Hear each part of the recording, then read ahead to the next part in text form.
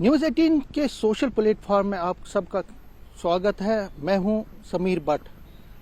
Assembly elections में अब बस कुछ ही दिन रह गए हैं। हालांकि ये चर्चाएं हैं कि 20 से 25 के बीच में इलेक्शन अनाउंसमेंट हो सकती है, लेकिन इसी बीच पॉलिटिकल पार्टीज में भी ज़बरदस्त इस वक्त हम ये कह सकते हैं उनकी एक्टिविटीज़ बढ़ी हैं और जो सरगर्मियाँ हैं पॉलिटिकल पार्टीज की वो भी अपनी चरम सीमा पे है। आज हम बात करेंगे डीपीएपी के चेयरमैन और former chief minister Jammu and Kashmir Ghulam Nabi Azad की। गुलाम नबी आज़ाद ने जब 2 साल पहले डीपीएपी का गठन किया था तो कांग्रेस को तकरीबन 40-45 या उससे भी ज़्यादा साल उन्होंने दिए थे। उसके बाद उन्होंने कांग्रेस को अलविदा कहा और फिर डीपीएपी में चले गए। डीपीएपी का जो पहली रैली हुई थी यहाँ 2022 में अक्टूबर 26 को यहाँ जम्मू में, उसके बाद लगातार डीपीएपी ने कोशिश की अपना यहाँ एक अल्टरनेटिव बनने की, लेकिन पार्टी का कैडर इतना मजबूत नहीं रहा और कई नेता पार्टी के निकल गए और कईयों को निकाल दिया गया।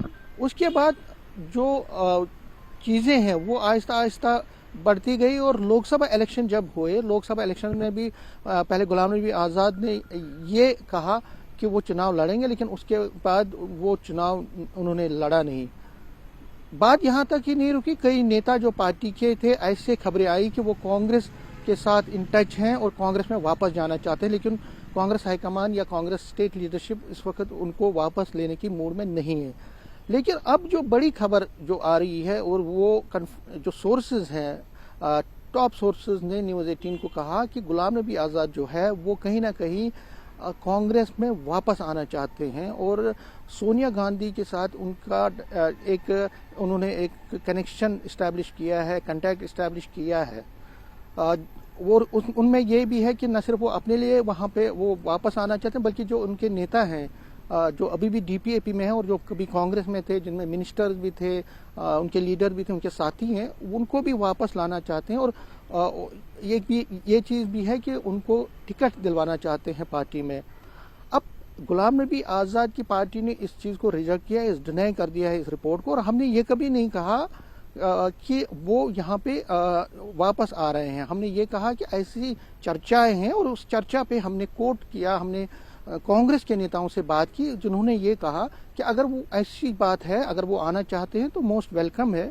हमने ये कहा कि ऐसी चर्चा है, सोर्स बेस्ड हमने एक बात कही। लेकिन जो डीपीएपी के जो नेता है उन्होंने बहुत ही हार्श रिएक्शन दी। उन्होंने कहा कि आप लोगों ने अनप्रोफेशनलिज्म दिखाया, लेकिन इसमें प्रोफेशनलिज्म नहीं है, क्योंकि हमने ये नहीं कहा कि वो कल आ रहे हैं। हमने ये कहा कि सोर्स बेस्ड खबर आ रही है कि वो कांग्रेस में वापस आना चाहते हैं और उस पर हमने कांग्रेस की बाइट ली। उसके बाद हमने डीपीएपी के नेताओं से भी संपर्क किया और उनसे काउंटर बाइट मांगी कि क्या इसमें कोई सदाकत है, लेकिन अभी तक हमें उसका कोई काउंटर बाइट नहीं मिली। हम वो भी चलाएंगे।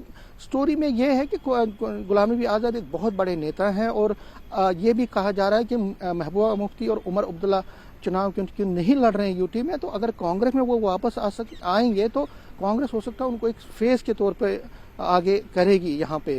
तो ये जो डीपीएपी के नेता उसको आउटराइटली रिजेक्ट कर रहे हैं, लेकिन वो हमारी चैनल पे टारगेट कर रहे हैं, बल्कि उनको ये समझना चाहिए हमने ये नहीं कभी कहा कि वो ज्वाइन कर रहे हैं, कल या परसों ज्वाइन कर रहे हैं, या हमने ये नहीं कहा कि वो कांग्रेस शामिल हो रहा है। हमने ये कहा कि जो सोर्स हैं वो ये कह रहे हैं कि वो कांग्रेस के इन टच में है। कांग्रेस के नेताओं से फिर हमने इस पर रिएक्शन लिए, जिन्होंने कहा कि हमें इस पर कोई आपत्ति नहीं अगर वो वापस आते हैं। टीपीएपी के नेताओं के काउंटर बाइट का हमें इंतजार है, लेकिन एक चीज़ है कि गुलाम नबी आज़ाद एक बड़े मंजे हुए सियासतदान हैं और उनको पता है कि आगे उनकी जो सियासत है वो किस तरह से वो अपनी प्रिजर्व करेंगे या प्रोटेक्ट करेंगे, वो वही जानते हैं। और इसीलिए जो उनका अपना अगला कदम होगा, क्या वो कांग्रेस ज्वाइन करते हैं या अपनी पार्टी को कंटिन्यू रखते हैं या कोई और चीज़ करते हैं, उस पर हमारी नज़र रहेगी। फिलहाल के लिए ये है कि जो कांग्रेस है अगर वो कहती है कि अगर गुलाम नबी आज़ाद वापस आते हैं तो उनको कोई आपत्ति नहीं है।